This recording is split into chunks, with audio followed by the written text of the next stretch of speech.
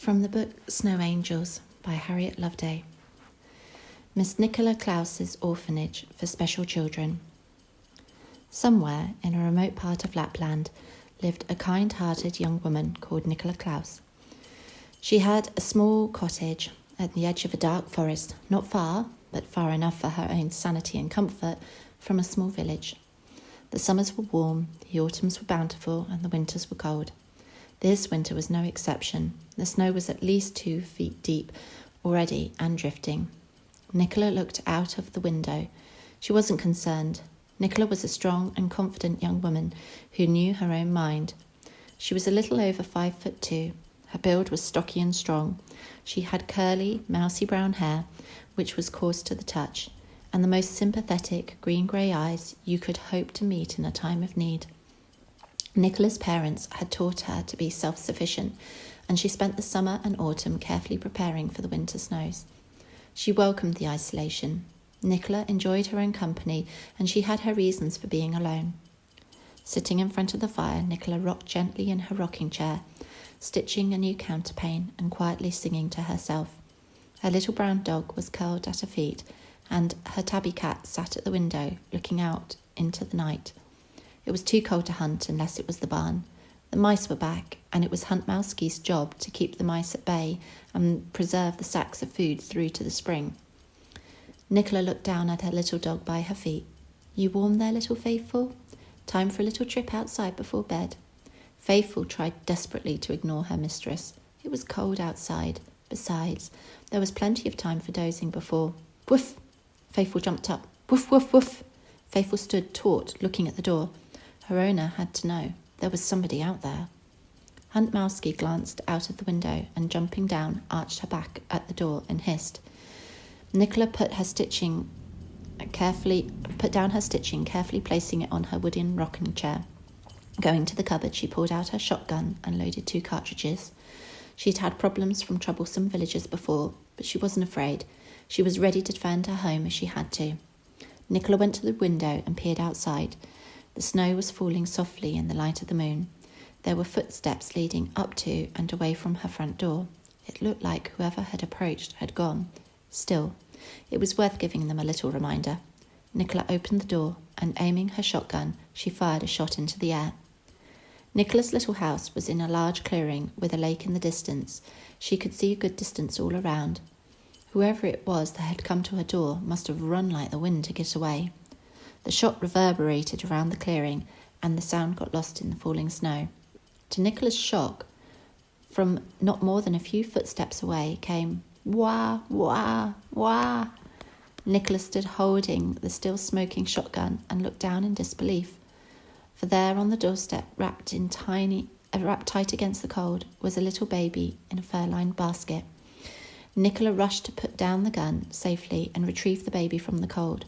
All she could think was, my goodness, what were they thinking? If I hadn't found the baby, it could have died. Nicola retrieved the baby and fur basket. Deliberately locking the door, she went back to the fire and carefully removed the crying baby from its bed of fur. Nicola didn't know a lot about babies, but she guessed this little one to be about 6 months old. Cradling it to her shoulder, she cooed and shushed until the tiny thing quietened and fell asleep. Quite frankly, Nicola couldn't believe it. What mother could abandon her child?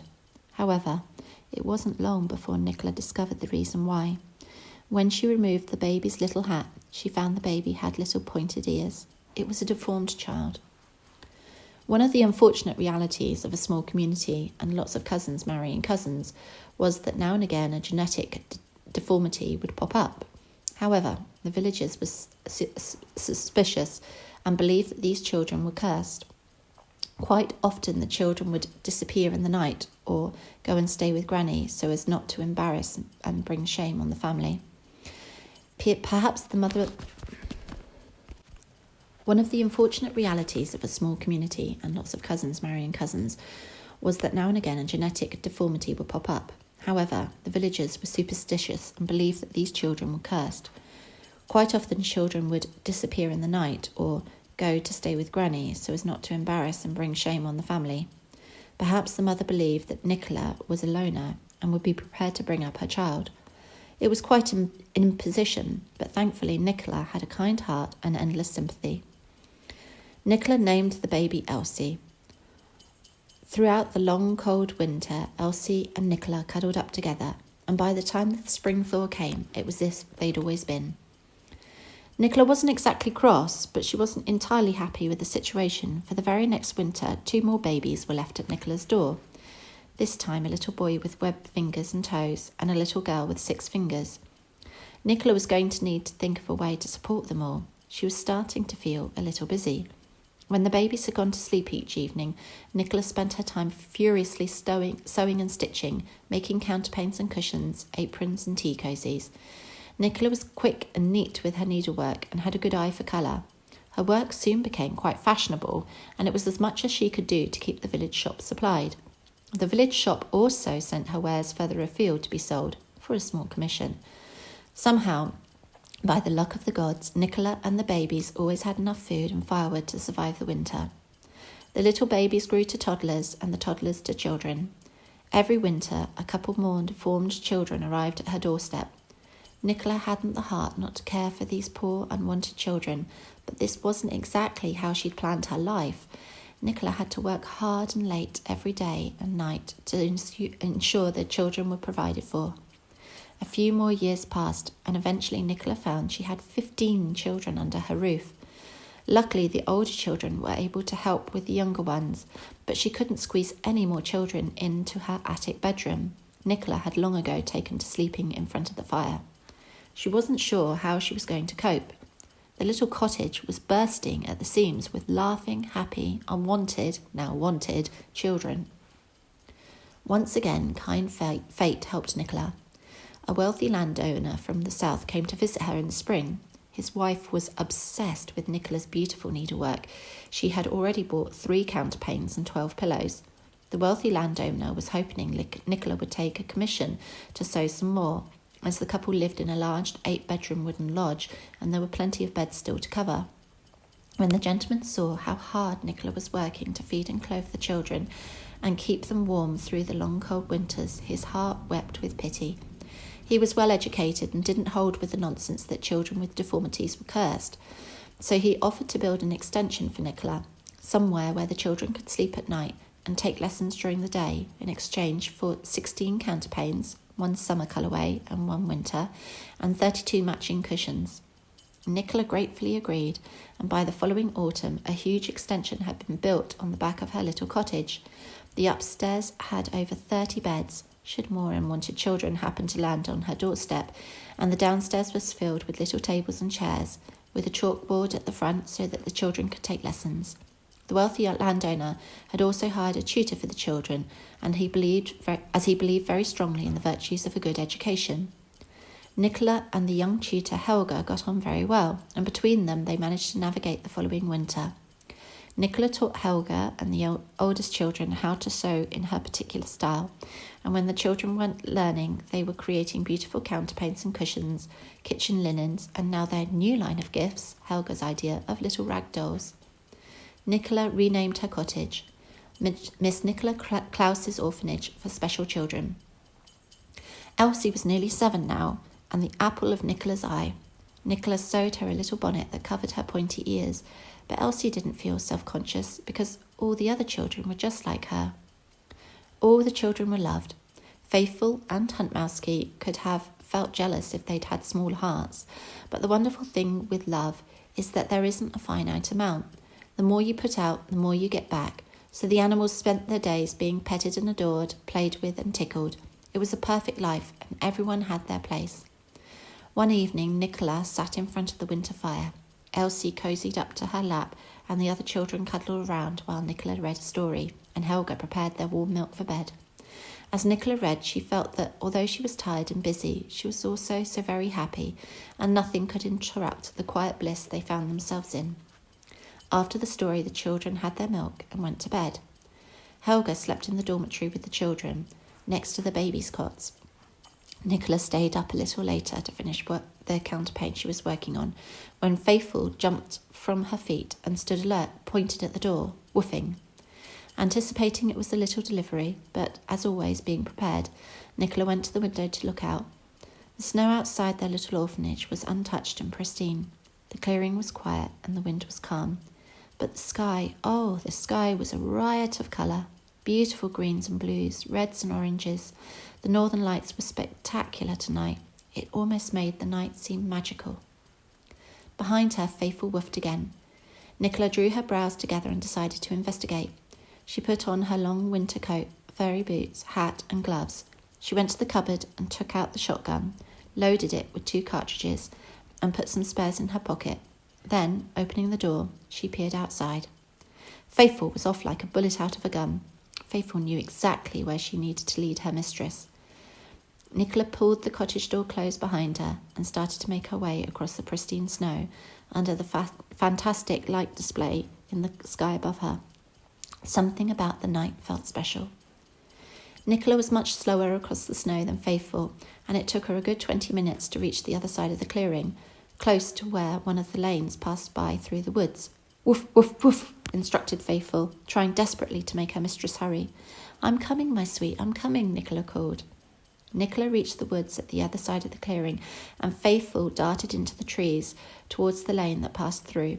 Nicola followed her to find that on the edge of the lane, a sleigh had come off the road and partially fallen into the ditch. The reindeers had managed to break their way free and were nuzzling for moss amongst the snow in the trees.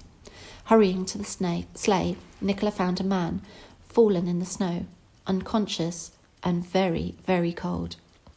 Nicola knew she had to help him quickly, as hypothermia was likely already settling in. It would take too much. Nicola reached the woods at the other side of the clearing, and Faithful darted into the trees towards the lane that passed through.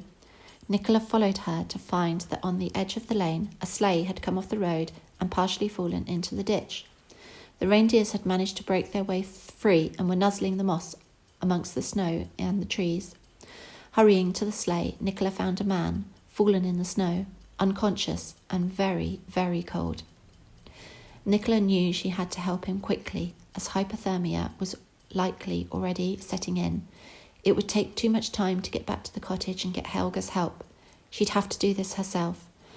With a little luck and a huge amount of effort, Nicola surprised herself sometimes at how strong she was. She managed to haul the poor, cold man onto the back of one of the reindeers, and she covered him in furs from the sleigh.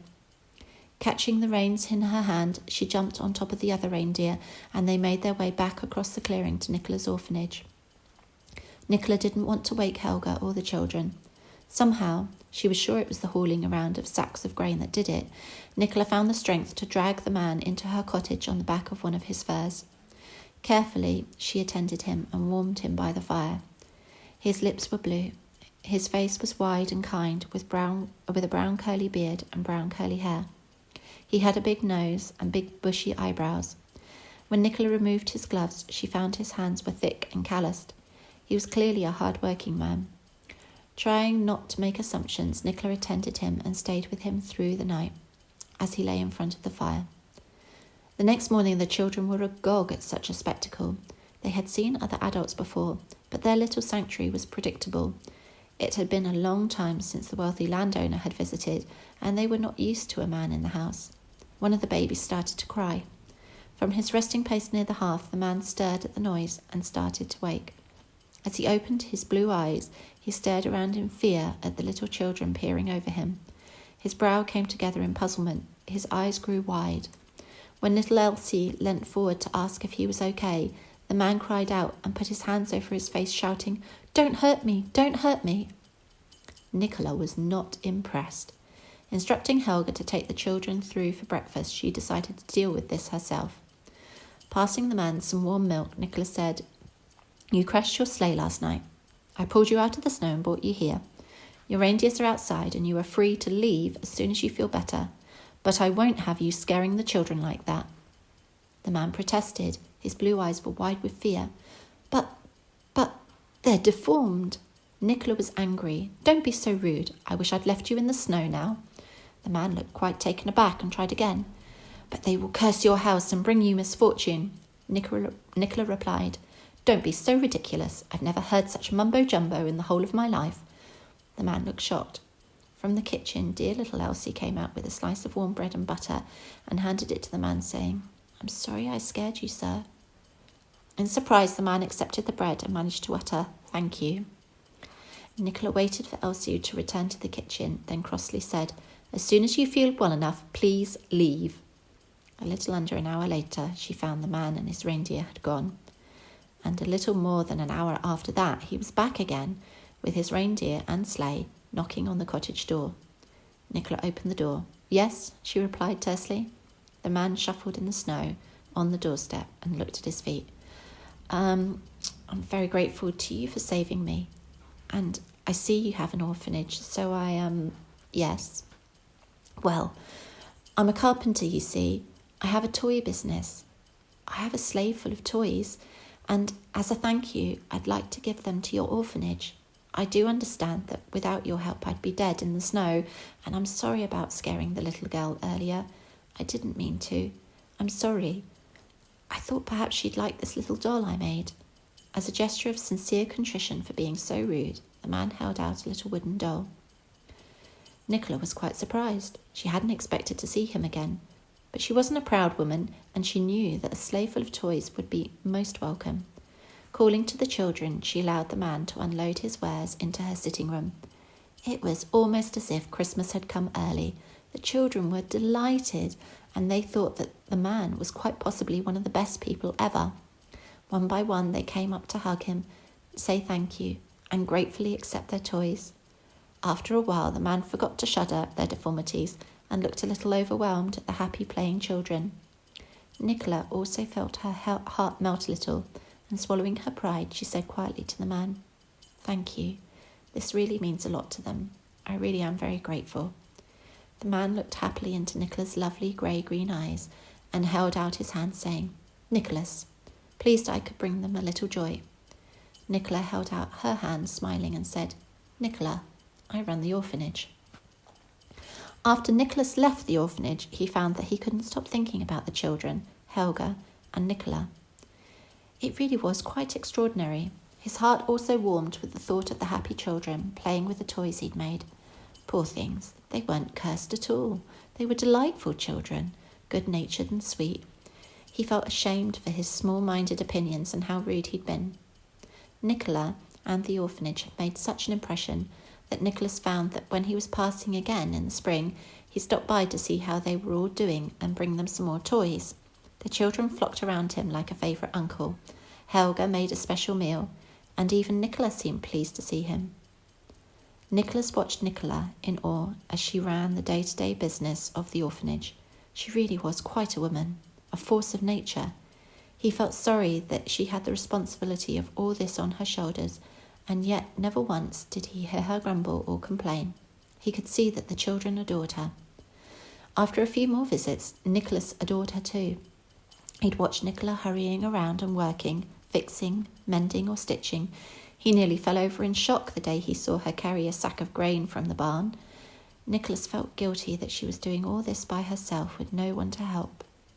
Nicholas found that, as the time passed, it was difficult to stay away.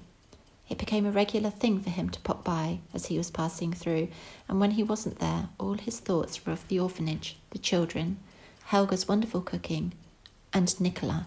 What an incredible woman.